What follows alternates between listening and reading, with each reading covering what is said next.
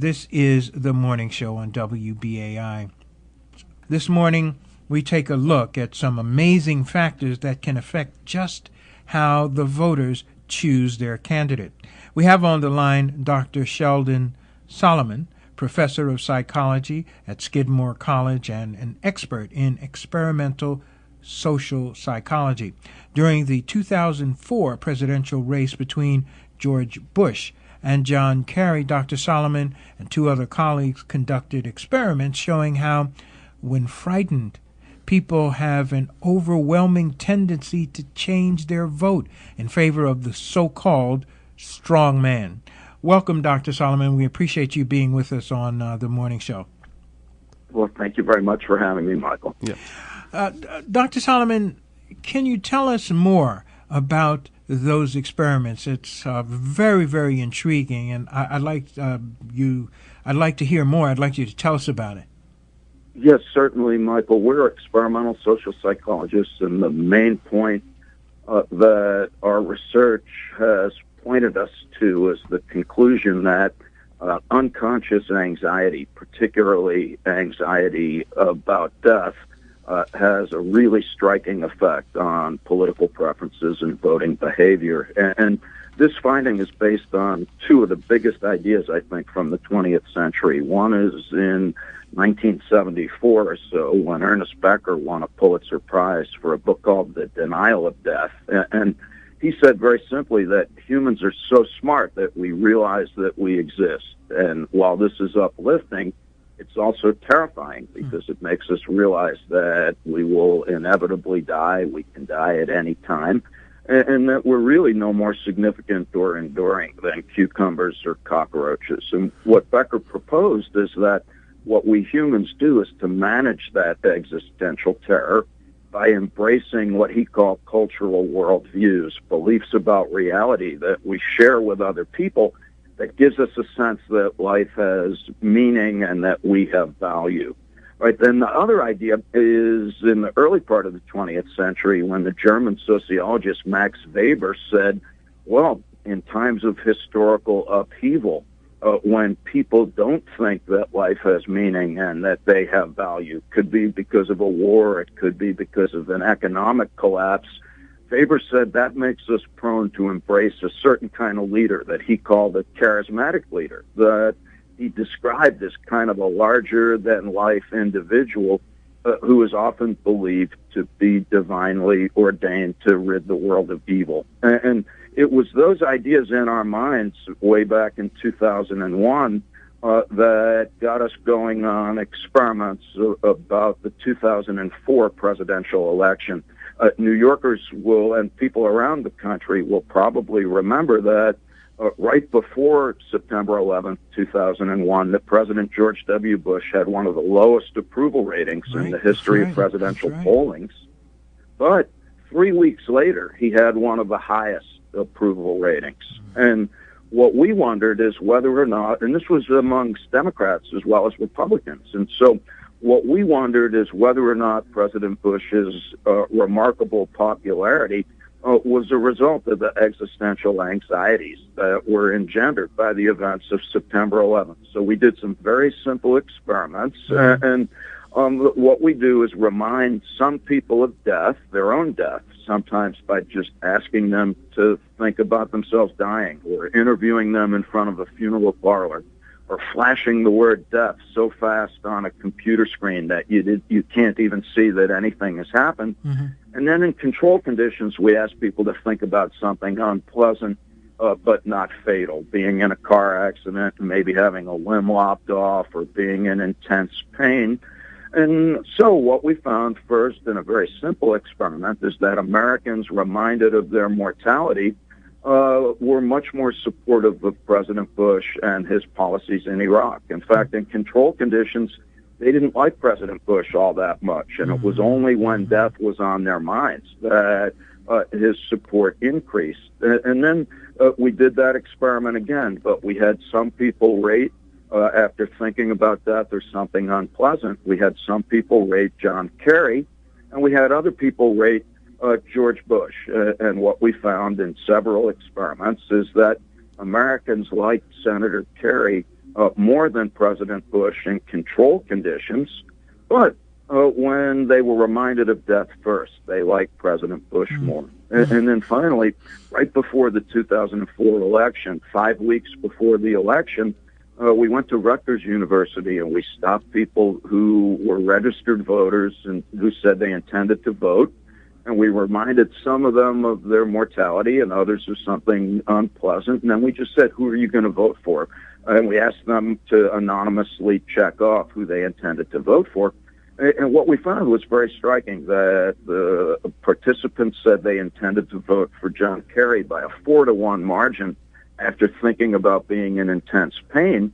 But another group that was reminded of their mortality reported that they intended to vote for President Bush by a more than 2-to-1 margin. And we think these findings are incredibly significant because what it suggests is that relatively minor alterations in psychological conditions could have very potent effects on electoral outcomes. And we would argue that the same thing is happening in 2016, that while there hasn't been another 9/11, that psychological conditions are quite similar. There's the fears of terrorism, concerns about immigrants, and the economy is quite dicey. Right. And Mr. Trump has promised to make America great again by revitalizing the economy, building a wall to secure the southern border, deporting 11 million undocumented immigrants, bombing the crap out of ISIS. And in our view, he's a secular incarnation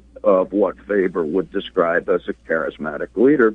And sure enough, we've done 2 experiments, and the first one was very simple. We just reminded some people in Staten Island about death, others about something unpleasant. And sure enough, the ones who were reminded of their mortality said that they had more favorable impressions of Mr. Trump and were likely to vote for him. And then in a second experiment that we did last month, New Yorkers liked Hillary Clinton more than Mr. Trump in a control condition. But the people who were reminded of death first now like Trump a whole lot more. In fact, a tad more than they did Mrs. Clinton. Interesting. Dr. Solomon, in your lecture this past Thursday at the New York Society for Ethical Culture, it's asserted that when voters are reminded about their own mortality, their vote can be manipulated, just as you've been saying. How would you say this plays out in today's contest between Clinton and Trump? Yes, good question. No, I didn't use the word manipulate at all, although I think that it is a valid inference. What I did say, at the risk of being repetitive, is that subtle alterations of psychological conditions can dramatically affect our preferences and our voting behavior. But I don't mean to imply that Mr. Trump is going to ask people to fill out a questionnaire about dying or show pictures of funeral parlors or flash the word death subliminally at the debate tonight. Rather, what he will do and what he has been doing is to emphasize the threat of terrorism, of Muslims and immigrants. And according to our studies, this is the same thing as reminding people of their mortality. Specifically, we've done research where in some studies we ask people to think about terrorism, or in another study we ask people to think about a mosque being built in their neighborhood. In another study we ask people to think about immigrants moving into their neighborhood. And when we do that, we find that this brings unconscious thoughts about death more readily to mind. In fact, it brings them to mind just as much as asking them to think about dying. And, of course, that in turn increases their affection and support for a charismatic leader. And I'm speaking this morning, and I'm very delighted to be able to talk about these issues with Dr. Sheldon Solomon, a professor of psychology at Skidmore College and an expert in experimental social psychology. Dr. Solomon, let's see. Let's talk a bit And I'd like to ask you specifically about the Chelsea bombing last Sunday. Do you think that this will affect this election? It's not a 9/11 event, but do you think it has possibilities of affecting the election?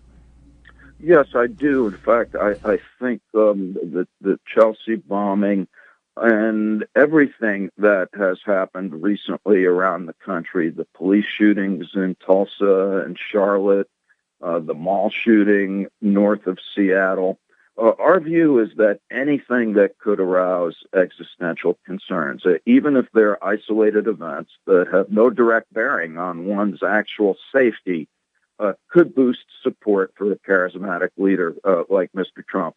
It certainly did for President Bush in 2004, and I say this based on research by a sociologist named Rob Willer, who found that Bush's popularity varied according to the color-coded security system. So in the run-up to the 2004 election, anytime the color-coded system went up, from orange to yellow to red, President Bush's popularity went up accordingly. And that's why it's a matter of public record that Bush's campaign wanted to raise the threat level just prior to the election. And at the risk of sounding politically partisan, this, in my opinion at least, is why Mr. Trump and his surrogates continue to exaggerate the threat that terrorists, Muslims, and immigrants pose to American citizens. He's certainly not the first politician to do that. Right. I mean, sure. many people are aware of Herman Goring, who was kind of Hitler's campaign manager, who said that the people can always be brought to the bidding of the leaders. That is easy. All you have to do is tell them they are being attacked and denounce the pacifists for lack of patriotism and exposing the country to danger. It works the same way in any country. Dr. Solomon, just real quick, this is Andrew here. Did the results of your study, if you conducted it in the 2008 and 2012 elections, change in regards to people not relying on their thoughts of death or fear, but of optimism or something else? Or was there the findings there where death was first on their minds, if there was any changes? Well, Andrew, that's a great question, and it's actually one that is too good to be articulate on the air because it takes a couple of moments. Yeah. We did do research in those elections. We did find that death thoughts mattered, but not in an unequivocal or unambiguous way as they did in 2004 or as they appear to in 2016. And we would argue that that's because of the vagaries of the historical moments, that both 2004 as well as 2016 would really qualify for the kinds of historical upheaval that Weber argued are ripe for the emergence of the kinds of leaders that we believe President Bush and now Mr. Trump represent. Interesting, very interesting. Well, Dr. Solomon, as we just about get ready to wrap up, you said that the historical conditions in today's campaign are very much like the psychological conditions in 2001. What exactly did you mean by that? Bore down into that for me, please. Yeah, good question. Well, 2001 was an obvious existential threat to America. We had the literal carnage with all of us watching, either directly or indirectly, the Twin Towers falling down, and then we had the assault on the Pentagon where a lot of people died, and those were obvious literal reminders of our mortality, but they were also the ultimate symbolic icons of Americans' military and economic might, respectively. So this was a huge, just existential threat to what it means to be an American. Well, now we have in 2016, for many of Mr. Trump's supporters, they're seeing the American dream as no longer applying to them. And so for literally almost all of American history, one as an American was able to believe that, if you had a high school education, you could get a good job and that your children would be better off than you. And now for many folks, and for many reasons, they no longer feel that that's the case. And they see the American dream disappearing. They see the American way of life being undermined from their perception, on assault by terrorism from afar and immigrants domestically. And so we see the psychological mood of existential uncertainty being quite comparable across what might otherwise seem to be two disparate historical moments. Well, I hate to do this to you, but Dr. Solomon, in the last minute we have, is there any other election cycle that you can recall or period in history that has the nation is gripped like this one has? Yeah. Now, for those of us that are old enough to remember, I think the Kennedy-Nixon election had similar historical overtones. I think that the 1980 with Ronald Reagan, and I think maybe other Americans would have other impressions. But in my mind, this has, and of course 2000, the first election of President Bush, I think this is one of these arguably kind of the country at a crossroads, and depending upon the proverbial fork in the road that the country takes, I think there could be consequential implications.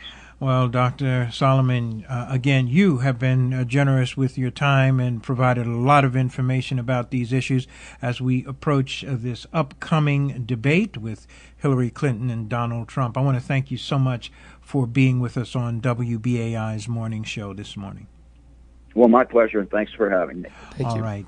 Dr. Sheldon Solomon, professor of psychology at Skidmore College and an expert in experimental social psychology.